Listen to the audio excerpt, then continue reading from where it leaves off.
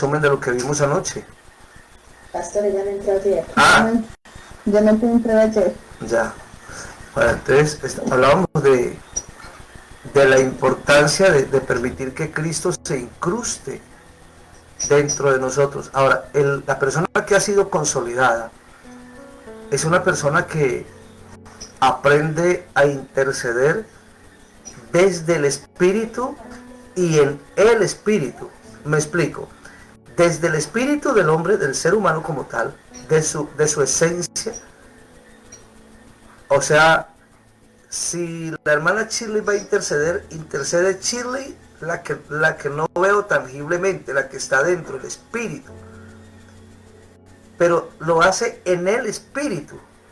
Cuando decimos en el Espíritu, ¿qué pueden entender ustedes por ese término? En el Espíritu.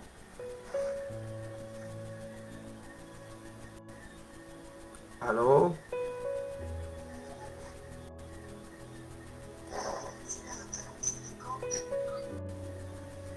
Profeta, la hermana Cecilia no puede ingresar porque está en respuesta. Acaba de enviar un mensaje, ¿verdad? Ajá. ¿Qué puede? Interceder en el Espíritu es permitir que Dios tome control de nosotros y no que seamos nosotros, sino que sea Dios mediante su Espíritu en nosotros el que tome el control de la oración. A ver, démosle un pequeño giro a esa definición que digamos está en un 90% acertada. El texto dice que Juan estaba en el Espíritu. Y el ministro Javier me está diciendo que, ¿cómo fue que dice la definición? Que el Espíritu toma control.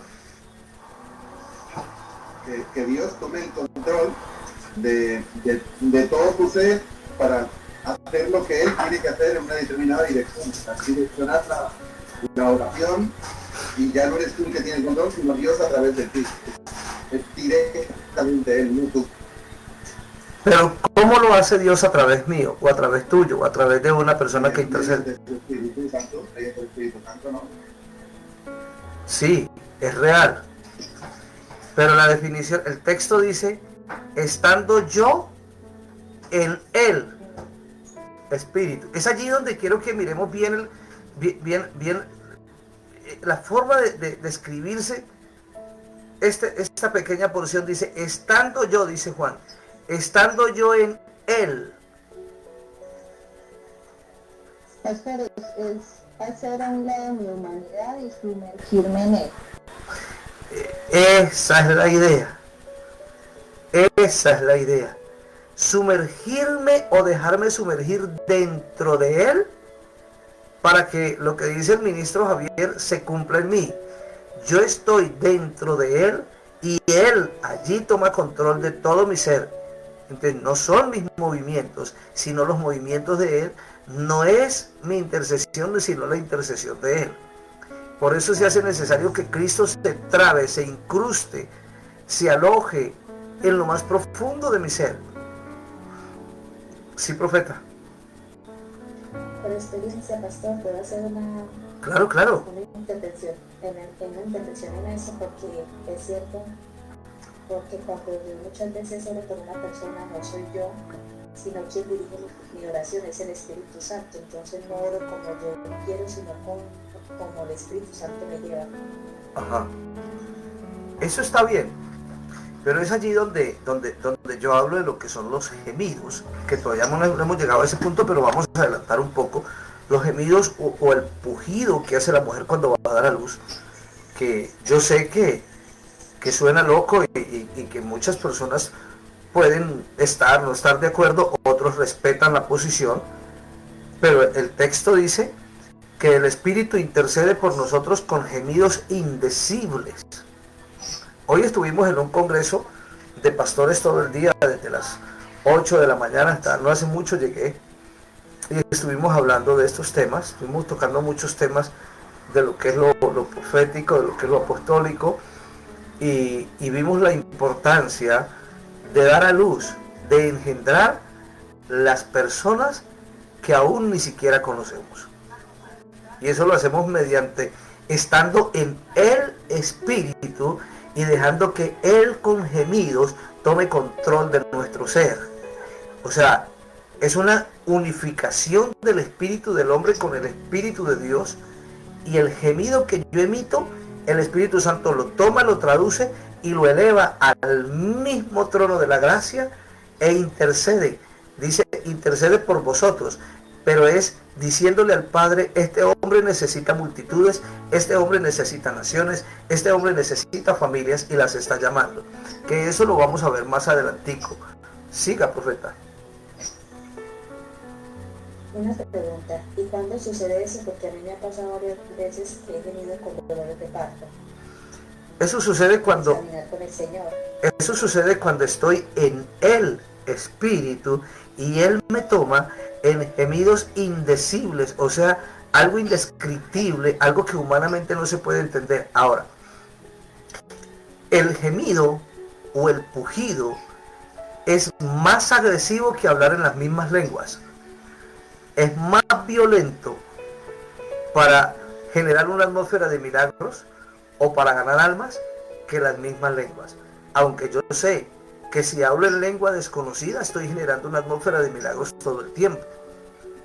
Pero aún si lo hago con gemidos, y si la mezclo la lengua con el gemido, todavía se está volviendo mucho más agresivo mi intercesión. Pero bueno, eso lo vamos viendo en el transcurso del correr de los días, para que se vaya incrustando dentro de nuestra vida toda esta terminología, y el Espíritu nos vaya revelando todas estas cosas que son de suma importancia en la intercesión profética de alto nivel. ¿Alguien tiene algo más que aportar, que decir?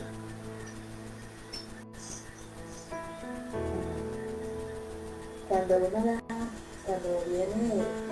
ese nivel en el espíritu para parir hijos como sexo espiritualmente, luego todo esto se ve reflejado en lo natural. Sí, claro. Y son las almas y los hijos. Claro.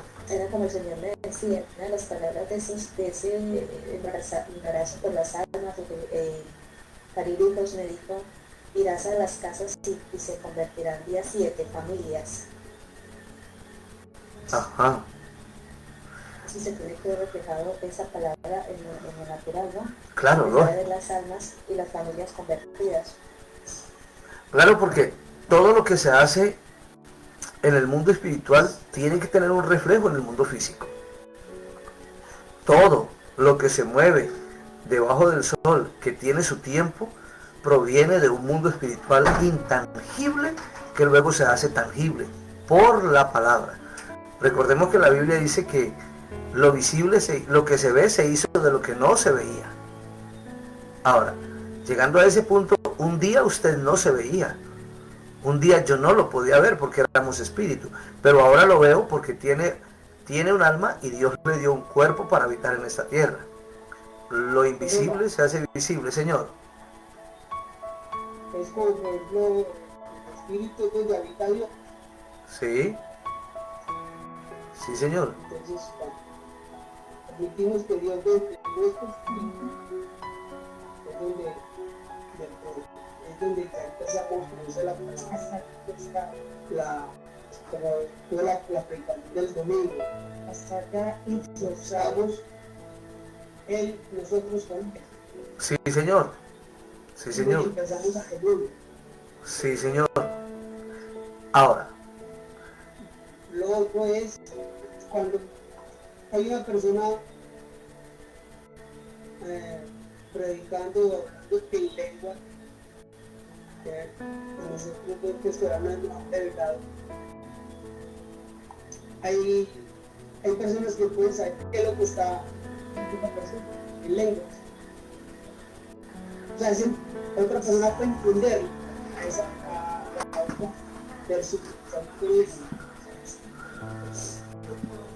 A ver, hay una lengua angelical que se puede traducir y que el Espíritu tiene un traductor para esa lengua, ¿ya? Porque dice la Biblia, y a uno le dio dones de lenguas y a otro le dio el don de interpretar las lenguas. Pero hay otra lengua que no se traduce, que es la lengua desconocida de la que habla el apóstol Pablo. Esa lengua es una lengua, hermano, que nos toma el Espíritu Santo para edificar nuestra propia vida, o para generar milagros, o para engendrar también, o para llamar personas. Isaías 55, 5 dice, Isaías 55 dice: he aquí llamarás personas que no conociste, y personas que no conoces vendrán a ti por causa de Jehová tu Dios. Pero ¿cómo vienen a mí? Eso es lo que nosotros en el libro de engendramiento le llamamos el llamado de los eternos. ¿Cómo vienen a mí?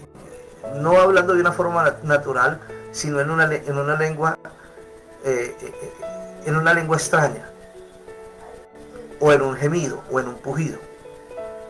O sea, son niveles de niveles, son dimensiones de dimensiones, que muchos no la entienden, pero que están allí en la Biblia, y que debo, en un acto profético, al que se le revele, lo debe hacer. Ahora, cuando el pueblo de Israel estaba cautivo en Egipto, ministro Javier, si nos puedes colaborar con ese texto bíblico, creo que es en Génesis, dice que Dios escuchó el gemido de sus huestes y los sacó en libertad.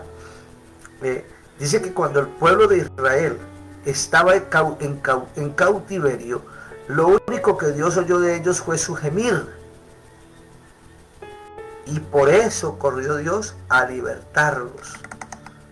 La lengua que hablaba Adán con Dios en el paraíso no era una lengua castellana como la que estamos hablando ahora. No era una lengua que podamos entender. Era una lengua angelical, era una lengua eterna, celestial, que nadie la puede entender. Y nosotros, cuando levantamos altar para Dios, debemos volver a ese origen, a esa lengua primígena que tenía Adán con Dios. ¿Lo encontraste, amado ministro? ¿Hay alguna otra pregunta? Internet un poco lento cuando llueve aquí.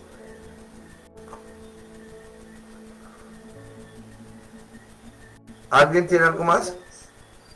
Una pregunta que quiero hacer, pastor. Y me saca de la duda, por favor. Sí. Éxodo 2:24. Pregunto, o espero que lea. Pregunte. Vale.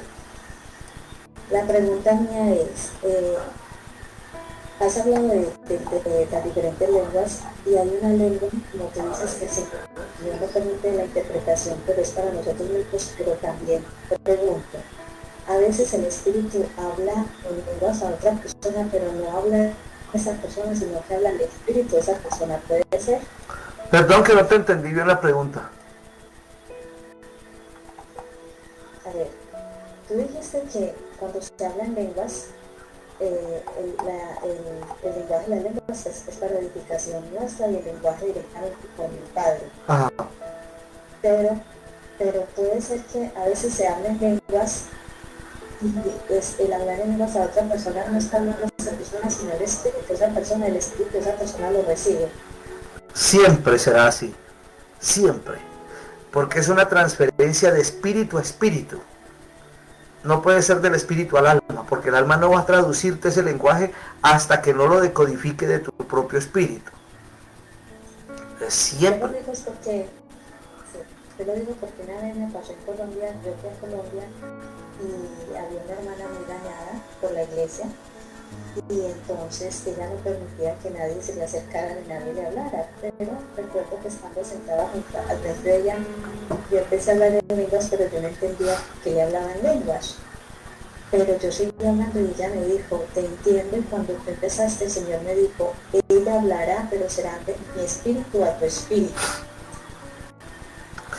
Y ella lo entendió. Yo no, pero ella sí. Efectivamente, porque allí es donde radica el poder de Dios, la mente de Cristo, la naturaleza de Cristo en el espíritu del ser humano. Ministro Javier, ¿qué dice Éxodo?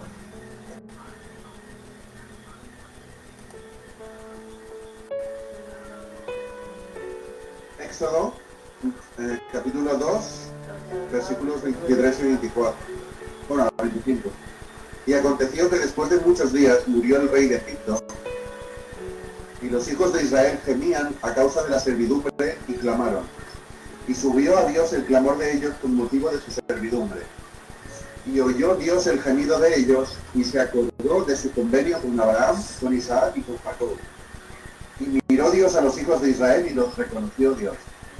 ¿Por causa de qué? De su gemido. Oyó Dios el gemido de ellos. No tengo más que decir. Ahora, mi gemido no es igual al gemido de Shirley, no es igual al gemido de Milena, no es igual al gemido de Javier, no es igual al gemido de Dora, no es igual al gemido de Ángela ni de Leonardo. Cada uno gime como el Espíritu le dé. ¿Me hago entender? Entonces, pasemos al tema de hoy. Seguimos con el tema del día de ayer. Estábamos hablando de lo que es la santificación, el proceso de la santificación. Por favor, sigan estudiando el candelabro. Quiero profundidad en el candelabro, no quiero lo superficial. Por favor, vayan más allá, aplíquenlo a su vida. El candelabro me muestra la naturaleza divina de Cristo y también de su humanidad. También el candelabro me muestra mi naturaleza humana y mi naturaleza eterna. Porque soy con Cristo uno solo. El candelabro fue labrado a martillo de una sola pieza. Y yo soy labrado a martillo de una sola pieza con Cristo. Yo no puedo estar ensamblado con el ministro Javier, ni con Chile, no. Yo soy único en mi especie. Y Él me conoce por la huella de la unción que me ha colocado a mí. Entonces, por favor, candelabro, estudien cuántos cálices tiene, cuántas hojas tiene, cuántos brazos tiene, por qué, o sea, qué significa el número 6, qué significa el número 7, qué significa el número 1, qué significa... Hay mucho que extraerle a candelabro. Porque si ustedes... Usted no sabría encontrar esa profundidad. No, señora, lo siento mucho, la fuente está en usted y está en el Espíritu. Qué pena. Bueno. No puedo, eso no sería la gracia, sino pues entonces yo le digo la tarea. Hay que buscar, indagar. Siga, hermano Javier. Es como, maestro, ¿me puede decir la respuesta del examen?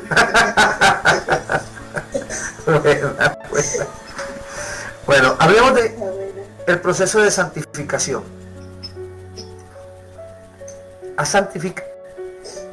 Santificación es hacer, ojo con la definición, es hacer a alguien santo por medio de la gracia. Hacer venerable algo por la presencia o contacto de lo que es santo. Usted y yo tenemos contacto con alguien que es santo. Y ese es nuestro Padre, representado en la naturaleza del Hijo y en el poder del Espíritu Santo. Nuestro contacto con el Espíritu Santo nos lleva al proceso de la santificación. Y en esto vamos entrando en las 3 clases, en los 3 niveles de santidad. Eso lo vamos a ver ahorita. Si lo alcanzamos a ver y si lo vemos mañana, si Dios quiere. Por favor, estén muy atentos. No vayan a decir después, el profeta Juan Carlos nos enseñó que la gracia es el libertinaje y yo puedo ir a bailar y puedo ir a beber y me puedo ir a rumbear con mi vecino, con mi vecina y yo tengo un abogado para con Dios, a Jesucristo el justo. Abran muy bien los oídos, porque la gracia no es lo que hablan normalmente en la calle. La gracia no es desgracia, la gracia es santidad. La gracia, la única libertad que tengo mediante la gracia es para vivir en santidad y no tengo más libertad. Anoche decíamos que no hay libre albedrío. Él nos llamó con un llamamiento santo y no tenemos derecho a escoger camino. Ya escogimos uno.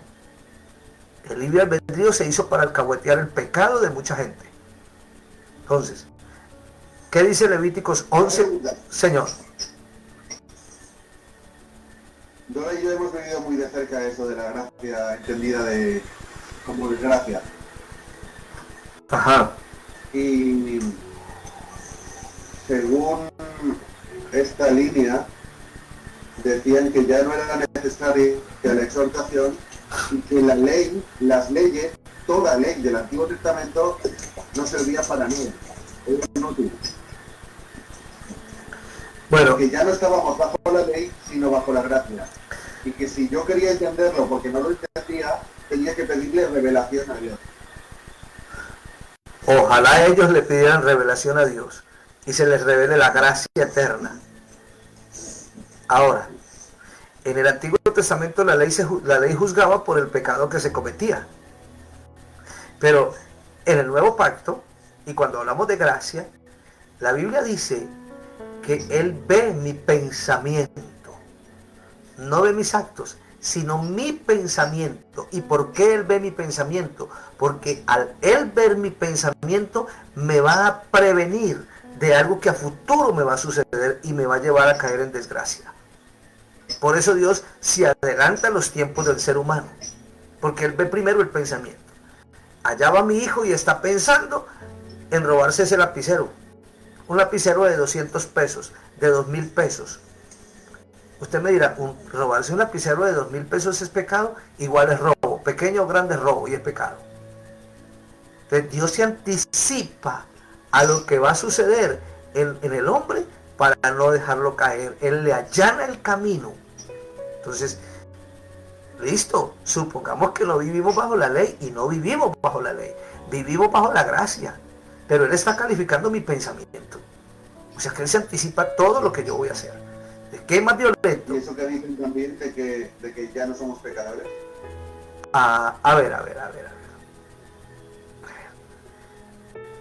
Aquí se raja y sale sangre. Cometemos errores todos los días.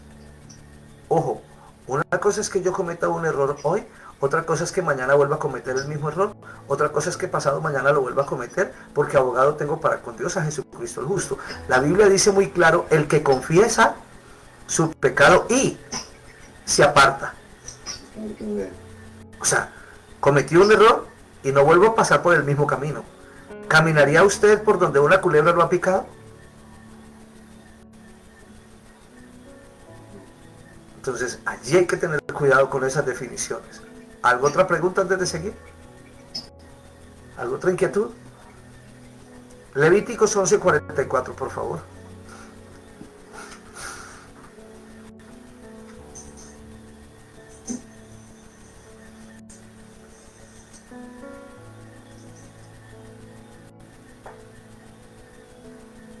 Porque yo soy Jehová vuestro Dios. Vosotros, por tanto, os santificaréis y seréis santos, porque yo soy santo. Así que no contaminéis vuestras personas con ningún animal que se arrastra sobre la tierra. ¿Qué es la gracia de Dios en mi vida? La gracia es una virtud. Ojo, ¿y qué hablábamos anoche del apóstol Pablo según Filipenses 4:8? Todo lo honesto, todo lo justo, todo lo noble. Si hay virtud en esto, pensad y haced como me habéis visto hacer. Virtud. O sea que la gracia es virtud, nobleza, excelencia. Es virtud por la cual Dios puede dar algo sin nada a cambio, ya que para alcanzar la misma, el hombre nada puede hacer por sí mismo. La gracia de Dios llega por medio de la fe y la aceptación del sacrificio que Jesús hizo por la humanidad.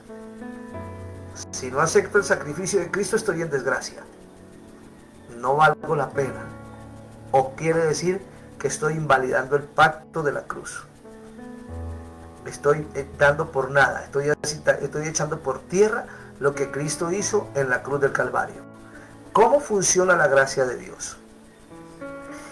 Es un don de Dios. ¿Qué es un don para ustedes? Un regalo. ¿Un regalo qué? Le falta alguito, le falta. No, le falta alguito más. Regalo inmerecido. Un regalo inmerecido. Entonces la gracia es el don de Dios inmerecido, un regalo inmerecido, ojo, que eleva a lo sobrenatural a la criatura racional, haciéndola hija suya y partícipe de su vida o copartícipe con Cristo. O sea que la gracia no es lo que muchos quieren hacer ver. Mire, vuelvo y repito la definición. Es un don de Dios que me hace hijo con Él y partícipe de su vida. No se refiere única y exclusivamente al perdón de Dios, sino también a la salvación del hombre, enseñando al hombre a rechazar los deseos del mundo y los actos impuros. Pare de contar. Enseñando al hombre, la gracia enseña al hombre a rechazar los deseos del mundo y los actos impuros. Entonces, ¿por qué me hablan de que la gracia es ir a beber, ir a rumbear, ir a fornicar, ir a adulterar, ir a drogarme, ir a prostituirme y venir a pedirle perdón a Dios? Estoy pisoteando el pacto de la sangre. Estoy abofeteando al Espíritu Santo. En pocas palabras, la gracia es santidad. Siga, ministro. Es peor que eso porque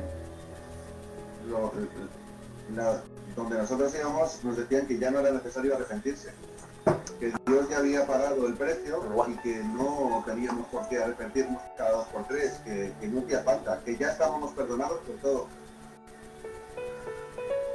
A ver, si esos sinvergüenzas dicen que yo no tengo por qué arrepentirme, entonces porque tengo que vivir un proceso de santificación todos los días. Venga, vamos, chaval, ¿ah? Es que yo creo que hay que vivir una doctrina sana y hay que seguir una doctrina sana con respecto a esto de la gracia y hay que tener las cosas muy claras, porque hay mucha doctrina falsa y las diferencias son muy sutiles, pero te van dando estos mensajes y si tú los aceptas y te los crees y te haces partícipe, terminas en una... terminas pensando que entonces ¿para qué necesitas a Dios? ¿Y por qué necesitas arrepentirte? Al final todo vale, ¿no? Sí, señor. Sí, señor. Así es. Ahora, cuando ese tipo de personas habla, están encantando a la gente y le están colocando un velo en los ojos para que no vea. Siga, profeta Dora. En la más tremenda que decía que él le oraba al Señor para que abriera los ojos del entendimiento de mi esposo, porque estaba en el error. Santo Dios. Pero la pregunta que yo me hago cuando usted habla de que él está orando para que le abra los ojos del entendimiento del Señor, ¿a cuál Señor le estaría clamando? Porque Dios no puede ser dividido, ¿no? Amén. Fueron errores doctrinales tan catastróficos que nosotros terminamos yéndonos de allí, porque no puede ser, es que uno no puede estar en un lugar por amistad, porque quiere el pastor. Correcto. Tenemos que pedir al Señor verdaderamente que nos muestre ese camino que ya nos lo mostró, pero hay que seguirlo. Completamente de acuerdo. Ahora, Pablo dice... A mí me impidieron cantar una canción porque la letra decía: soy un miserable pecador y hoy entiendo cuánto dependo de ti. Ajá. Y me dijo que no estaba alineado con la visión y que no podía cantar esa canción. Ajá. No, pues eso está como raro, ¿no? ¿Qué dice la...? Creo que es importante tener cuidado con las doctrinas porque debemos estar, y más como profetas y como grupo de intercesión, alertas e informados de lo que se mueve en el pueblo de Dios. ¿Qué dice segunda carta del apóstol Pablo a los Corintios, capítulo 4, versículo 4, por favor? Segunda de Corintios. Segunda carta del apóstol Pablo a los Corintios, capítulo 4, versículo 4. En quienes el Dios de este mundo cegó el entendimiento de los incrédulos, para que no les resplandezca la luz del Evangelio de la gloria de Cristo, el que es la imagen de Dios. O sea, Él los entregó a su propia concupiscencia y los abandonó en su propio pecado, en su propia mortecina. Porque a Dios el pecado le hiere, le fastidia, lo abomina. ¿Qué dice Efesios 1:18?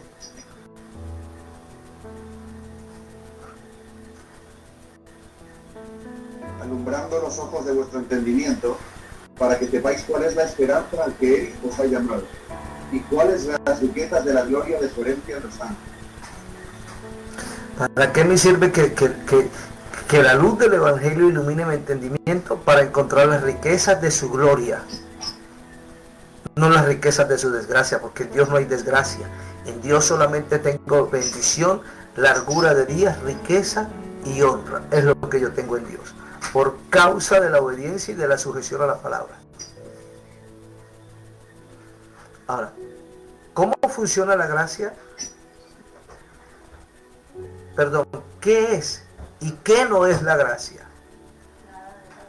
La gracia es un concepto, un principio y un estilo de vida profundo desde la perspectiva bíblica. Un concepto y un estilo de vida desde la perspectiva bíblica. Se encuentra por todos lados en el texto sagrado, pero honestamente es mire lo que dice referente a lo que está diciendo el ministro Javier y la profetadora. Dice, es un concepto abusado y muchas veces es simplemente porque no tenemos un entendimiento preciso de lo que estamos hablando, de nuestra fe. O sea, abusamos de la gracia. Señor. Obviamente, por esto no es porque el pastor es una persona que se sabe la Biblia de pe a pa y tiene a su opinión, el entendimiento. Y cuando nosotros lo conocimos y decidimos ir a su iglesia, la doctrina era sana. Sin embargo, cuando llegó la pandemia, le llegó una revelación de parte de Dios. Él dice que es de parte de Dios, pero yo siempre sentí en su momento que Dios quería hacerle ver lo que era la gracia en ese momento en su vida y lo que quería hacer en su vida, porque su familia estaba muy separada. Entonces quería hacerle ver como que ya lo había pagado con su familia y que se la dejara a él. Ajá. Pero cogió ese mensaje y lo hizo una doctrina, lo convirtió a que ya vivíamos bajo la gracia y que no había ninguna condenación para nadie, que ya Jesús había pagado el precio y que desde ese momento ya ni éramos pecadores, ni teníamos que exaltar, ni teníamos que arrepentirnos, y dependíamos solo de la gracia de Dios. Cuando era un mensaje personal para su caso, para su familia, que no los juzgara más, que no hubiera más conflictos, sino que le dejara a su familia a él, porque dependían de su gracia. Y lo cogió y lo convirtió en doctrina. Ahí vemos que ya no es una falta de entendimiento, el entendimiento está, pero hay una malinterpretación de una revelación de Dios. Ahora, entendiendo lo que dice usted, yo puedo ver que él ya venía roto y halló justificación en la pandemia para hacer lo que a él se le plazca en la palabra. Sencillamente fue eso. Él ya venía roto, él ya estaba mal y halló el momento justo para hacer lo que él quiere hacer, lo que él quería hacer.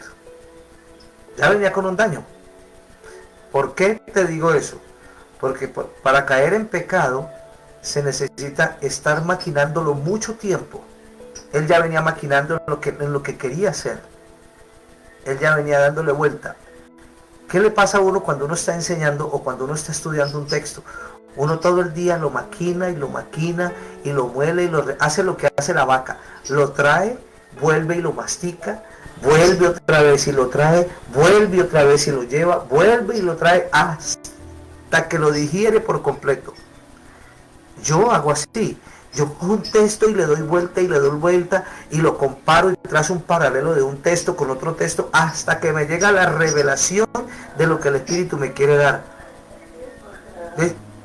Seguramente él ya venía maquinando en su pensamiento el tema de la gracia y quería ajustarlo a su estilo de vida para hacer de la gracia lo que él quiere. Halló el momento justo y lo sacó a la luz. Se reveló lo que él tenía en su corazón. Pero eso es aprovecharse de Dios, ¿no? Y de la gracia. Eso no está bien.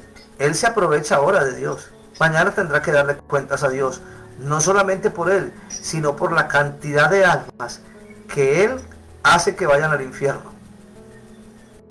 Es verdad, porque precisamente la iglesia, él estuvo en la cárcel con un proceso y en la cárcel le habló a todos los presos, entonces se convirtieron mucha gente, pero precisamente por lo que él anda predicando. Si a un asesino le dices que no hay consecuencias, que no importa nada y que es salvo sin hacer nada, pues nada. Tienen que hacer un proceso. Romanos capítulo 6, versículo 1 y 2. Lo que no es la gracia.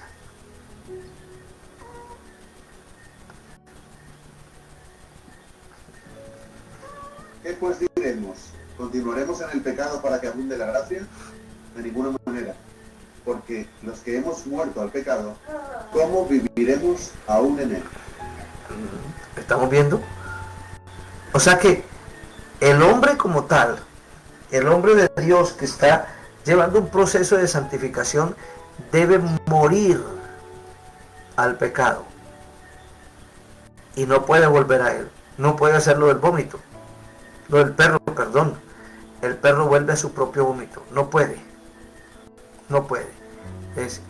Hermano, eso no es la gracia. Ahora Judas 1:4.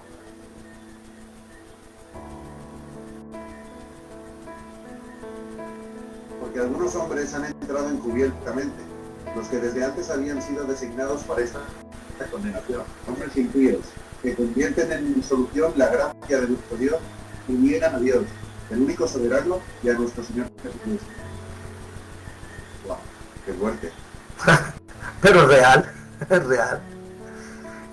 Ojo, la gracia es tan fina como el ámbito profético. Yo la comparo como una hoja de papel en su perfil. Demasiado finita, en donde yo tengo que tener mucho cuidado, y para entender estos principios y no distraerme o no caer en desviación, debo tener una buena cobertura por encima de mi vida, o debo tener un padre de mi alma que me guarde. Aquí entra a funcionar la paternidad. No hablemos de cobertura, hablemos de paternidad. Porque una cosa es cobertura y otra cosa es paternidad. El padre de mi alma me guarda. Señor. Entonces aquí la paternidad del pastor habríamos sido Dora y yo. Hemos sido los únicos que le hemos advertido y que le hemos dicho, cuidado, te estás desviando una y otra vez. Hemos sido los únicos que se lo hemos dicho. Digamos en cierta forma que sí y no. Porque si hubieran sido los padres les había atendido. Pastor, una pregunta. Señora. Ya que tú dices entonces que una cosa es cobertura y otra cosa es paternidad, entonces las iglesias están llenas de hijos huérfanos. ¡Qué buen tema, profeta! La sacaste del estadio. Es que nosotros nos hemos sentido huérfanos. Digo, hemos sentido porque ya encontramos una paternidad. Mira.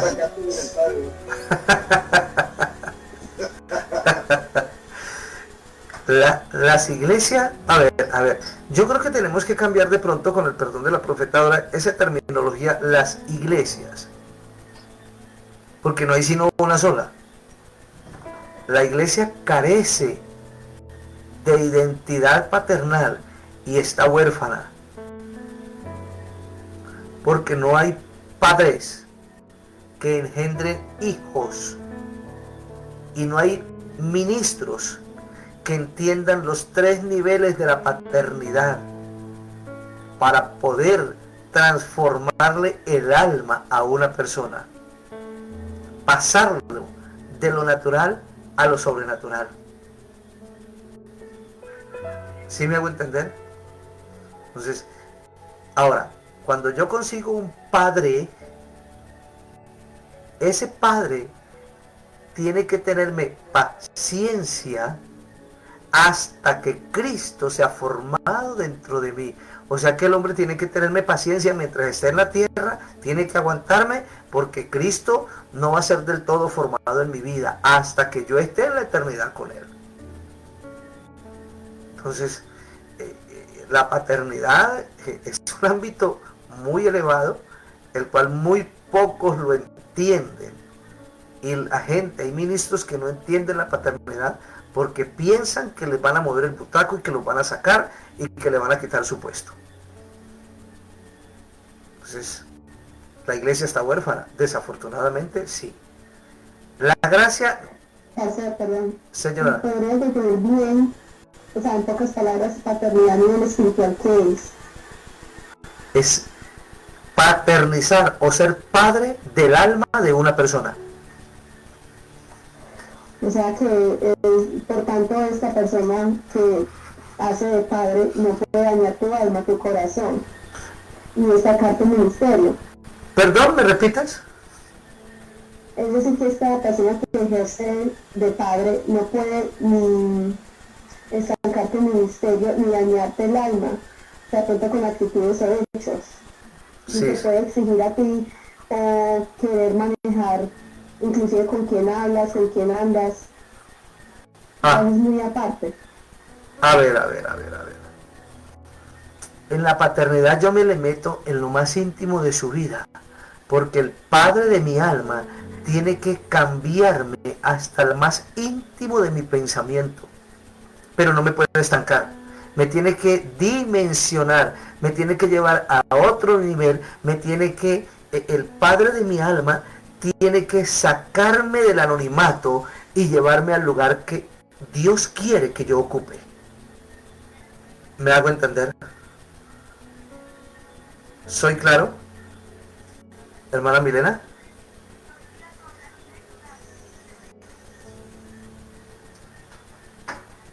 Siga, hija, tranquila. No. Me dice el pastor que si es el profeta, que si es claro, sí es claro, profeta. Hermana Milena. Como que yo digo es por un caso específico de que yo estuve por más de 5 años en una iglesia profética y yo amaba mucho al pastor como mi papá, pero llegó un momento donde yo empecé a sentir el daño que él ejercía en las almas y finalmente el daño que empezó a hacerme a mí también, a tal punto de que yo ya me sentía estancada, a tal punto de que empecé a sentir como que había solo ministerial.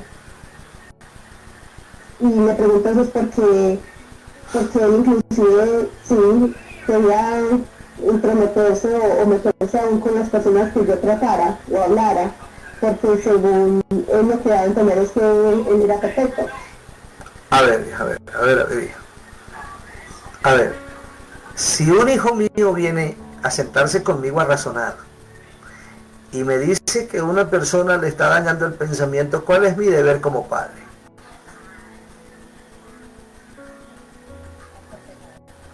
Decirle que se salga de allí, que huya de allí. No le conviene esa amistad, déjelo. Sencillo.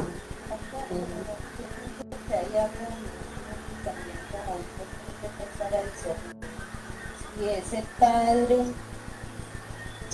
mi alma,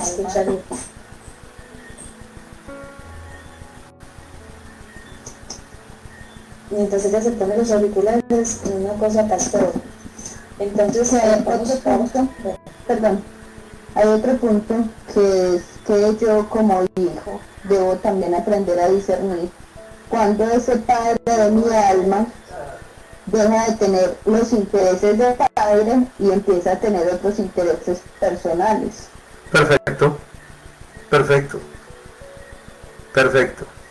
Ahora, ese padre de tu alma que tú dices debe ser un hombre honesto, debe tener un hogar estable, sólido, consolidado, lleno de la gloria de Dios, donde se respeten los principios.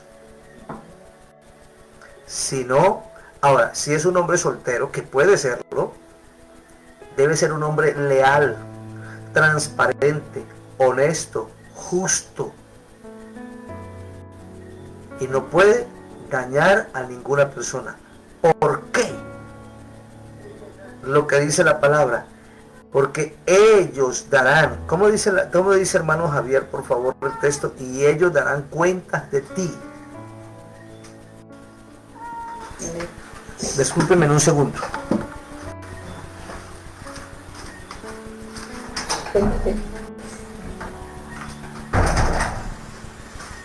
Dice, obedeced a vuestros pastores porque ellos darán cuenta de ti. Pastor, yo creo que muchos pastores tienen la equivocación y yo pienso que si un verdadero ministro está alineado con lo que hizo Jesús cuando preparó a sus discípulos y luego los capacitó, estuvo con ellos y luego los envió. Ajá. Lo que hacer un padre, ¿no? No como dice mucho, creerse dueño de las almas y decir yo soy el pastor. Y si uno se va de ese lugar, o sea, pues ya es un rebelde. ¿Qué pasa allí? Y ya le voy a decir qué pasa allí. Hebreos 13:17. ¿Qué dice, por favor, para mirar lo que está diciendo la profetadora? Obedeced a vuestros pastores y sujetaos a ellos, porque ellos velan por vuestras almas, como quienes han de dar cuenta, para que lo hacen con alegría y sin quejarse, porque esto no es provechoso. Amén. Obedeced a vuestros pastores porque ellos darán cuenta de ti. ¿En dónde?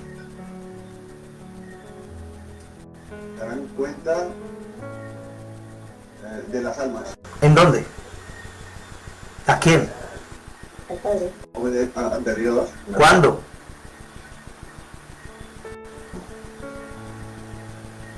No lo pone. Me imagino que el día de juicio, ¿no? Cuando nos presentemos ante él.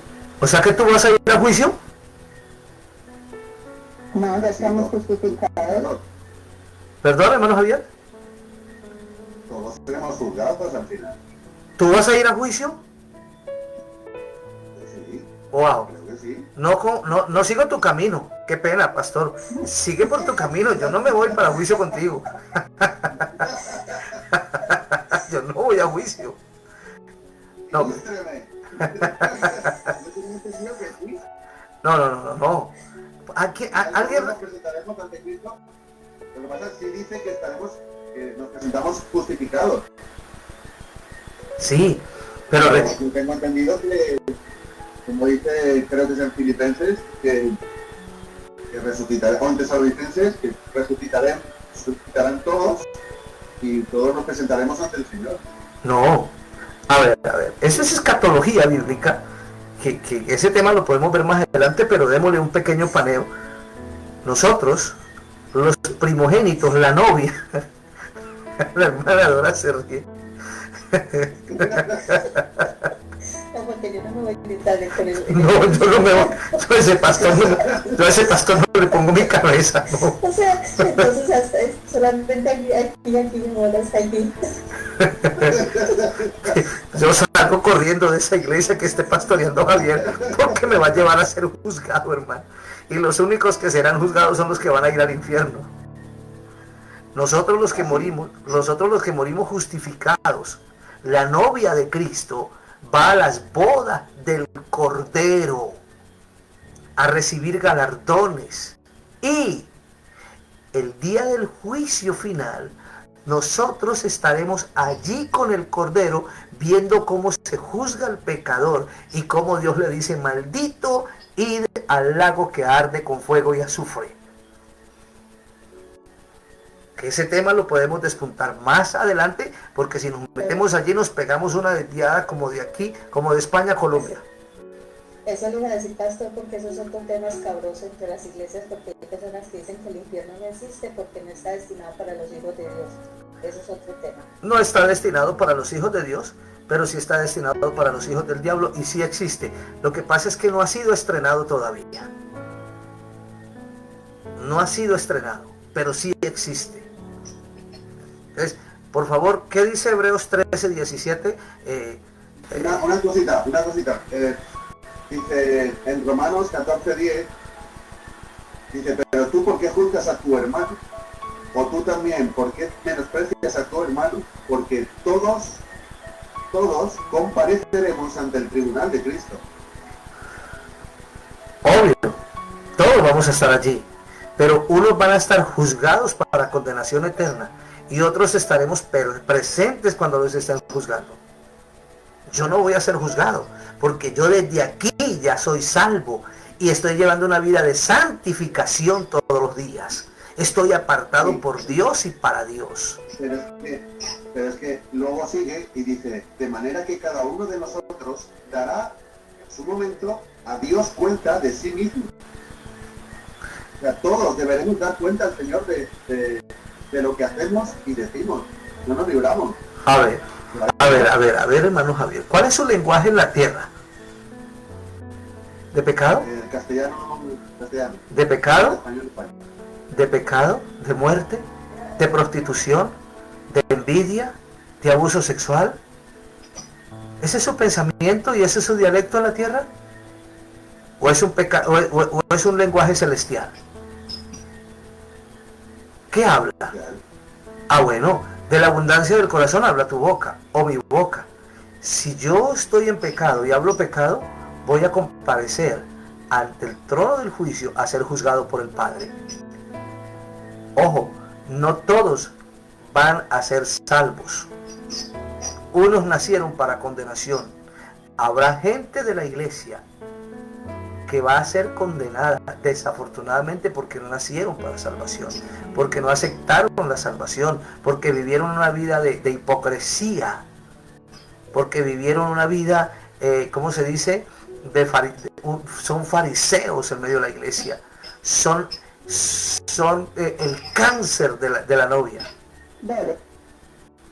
Entonces, ese tema lo podemos despuntar más adelante para no desviarnos de lo que estamos hablando. Porque si no nos pegamos una desviada demasiado grande, vamos a China, venimos a Colombia, volvemos a España y no quedamos en nada. Entonces, Hebreos 13:17. Ojo. ¿Qué dice? Obedeced a vuestros pastores y sujetaos a ellos, porque ellos velan por vuestras ¿qué? Almas. ¿Cuál es el deber de un ministro que paterniza un alma? Velar por ella. ¿Y qué es velar el alma? ¿Ponerle unos velones diarios? No. ¿Qué es? Velar por su alma está por el cuidado de esa persona. ¿Cómo? Como un hijo, como un padre o hija. ¿Cómo? Pues instruyéndolo, También por su santidad. aconsejándolo, ¿Cómo? orando por él. ¿Cómo? Allí. ¿Cómo, profeta Dora? Orando por él, Orando por él. ¿Cómo oro por él? por su crecimiento espiritual. ¿Cómo oro por él? ¿Qué dice Gálatas 4:19?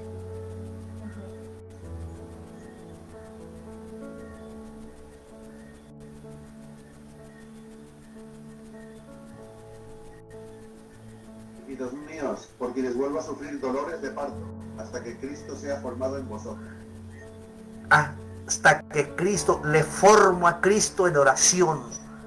Se lo formo, se lo introduzco, se lo penetro, se lo trabo, se lo incrusto en su pensamiento y hago de su pensamiento natural un pensamiento eterno mediante la intercesión.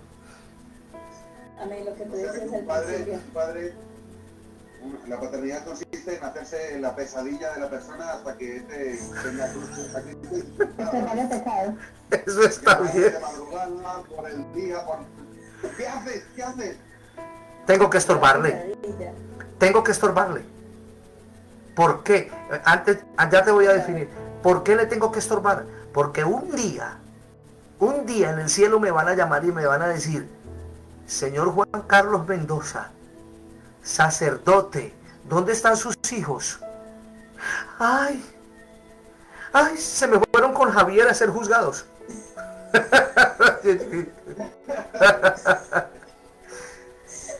Se me fueron con Dora. Señor, yo no sé qué pasó. un día yo tengo que presentarlos ante el Padre y decirle, aquí está Leonardo, aquí está Ángela, aquí está Shirley, aquí está Milena, etcétera, etcétera, etcétera. ¿Qué hiciste por ellos, Padre? Mira mi carta de presentación. O sea, mi trabajo ministerial y sacerdotal y paternal no termina en la tierra.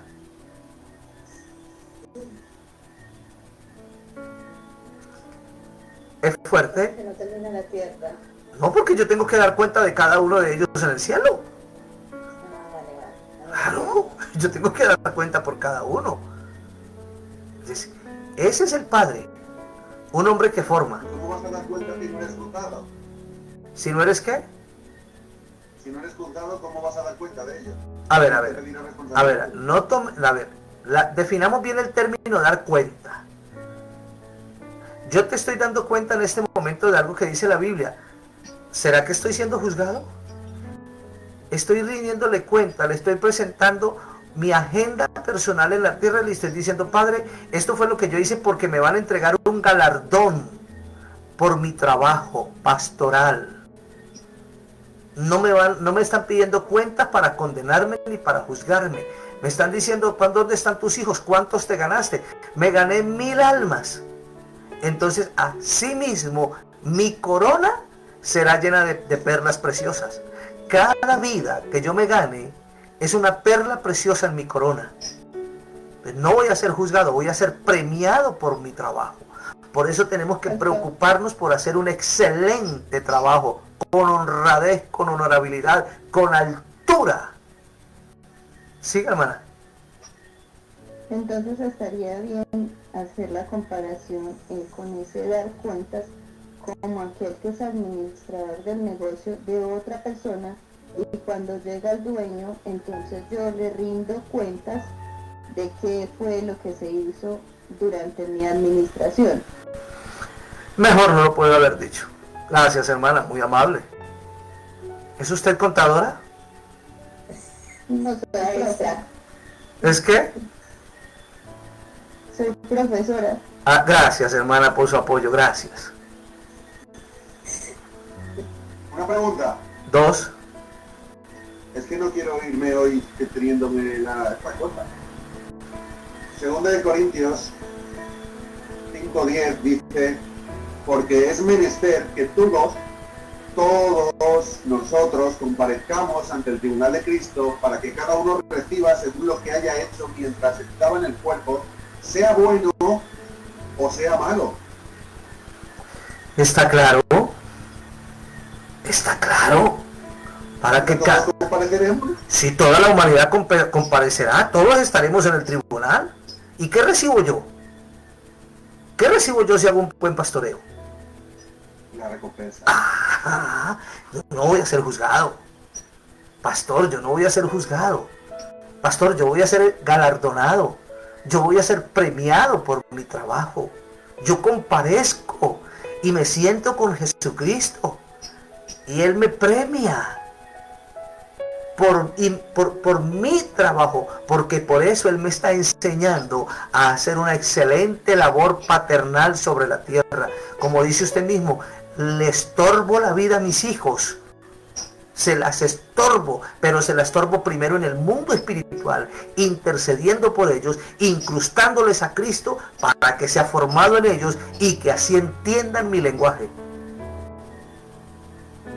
Yo oro por los hijos del ministerio y los martillo y los martillo y los martillo y los martillo, y lo que no me entienden cuando yo hablo con ellos, después lo entienden porque el Espíritu se los da a conocer. No me preocupo. Yo no me preocupo.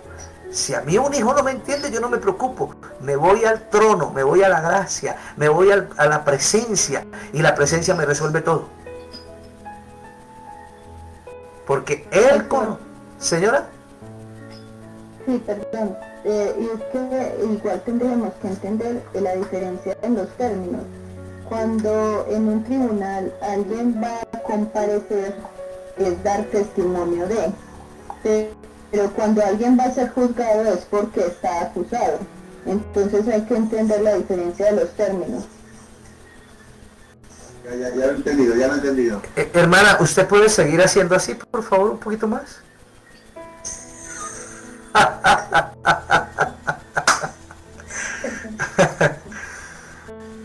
Gracias, hermana Shirley. Qué bueno tener una maestra en sala.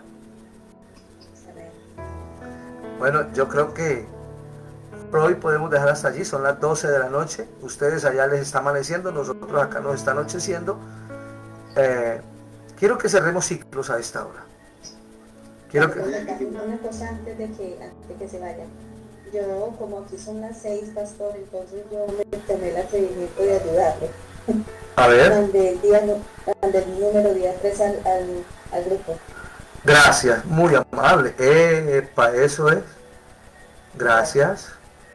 Y otra cosa, entonces, pastor, entonces usted mismo agregue a los hermanos Ángela y Leonardo al grupo. Ajá, sí señora. Vale, pastor. A ver. Ya está. Gracias, hermana Dora. Lo acepto y me sujeto porque ustedes son la cabeza de este engranaje. Yo soy un invitado. Gracias, hermana Dora. Gracias, gracias. ¿Alguna otra pregunta antes de cerrar, antes de orar? No, pues está bien, pastor. Bueno, vamos a orar, vamos a cerrar ciclos. Padre y Dios Todopoderoso, en el nombre de Jesucristo de Nazaret, oro para que la luz de la palabra, la luz del Evangelio, abra nuestro entendimiento, que nos abra los ojos del entendimiento, que la conciencia humana se someta, bendito Rey, al señorío de Cristo, que nuestra conciencia humana se someta, Señor, al señorío del Espíritu Santo. Padre, llevo cautiva la cautividad por el peso de gloria de la palabra y le recuerdo a las tinieblas que cada uno de los aquí presentes hemos sido guardados, hemos sido bañados, hemos sido, Señor bendito, justificados y santificados en la bendita y poderosa sangre del Cordero Redentor.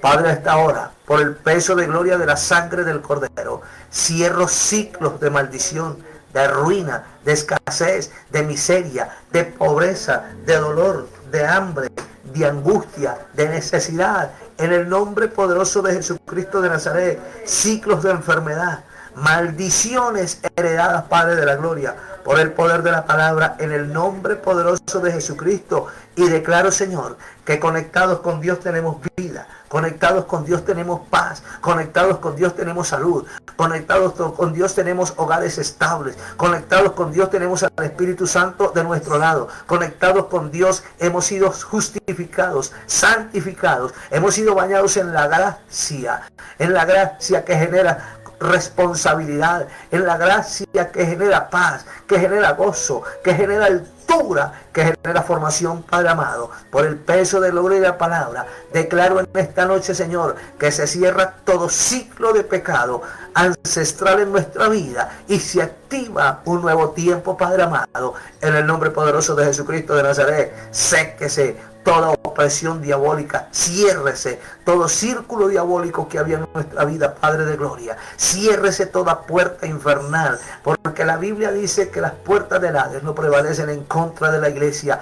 Hoy me paro en gloria, hoy me paro y resplandezco y declaro por la palabra, Señor, que se cierra, bendito Rey, toda puerta al inframundo que se haya abierto en un momento de dificultad, Padre amado, por la sangre del Cordero Eterno. Bendigo mi familia, dile allí, bendigo mi familia, bendigo mi cónyuge, bendigo mi casa, bendigo mis hijos, bendigo mi descendencia y declaro por el peso de gloria de la palabra que detrás de mí hay 1000 generaciones que son bendecidas y prosperadas, y los que vienen después de mí serán mejores que yo y serán mayores que yo por la palabra, Señor, porque escrito está, cree en el Señor Jesucristo y serás salvo tú y toda tu casa. Señor, los primogénitos que nazcan después de mí serán mejores, vivirán en mayor santidad, vivirán en mayor conocimiento, irán a donde yo no pueda ir, conquistarán lo que yo no pueda conquistar, entenderán lo que yo no pueda entender.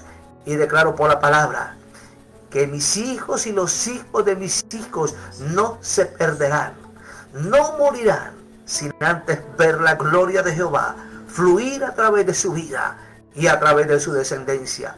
Les bendigo por la palabra, declarando que bajo el poder del Omnipotente y de la gloria de la sangre del Cordero han sido redimidos y libertados en la eternidad, desde la eternidad y por la eternidad, en el nombre de Jesucristo. Amén y amén. Un abrazo para todos. Nos vemos mañana a las 11 de la noche. No olviden estudiar candelabro. No olviden estudiar candelabro. Porque más adelante les voy a pedir el favor que oren desde el candelabro a cada uno.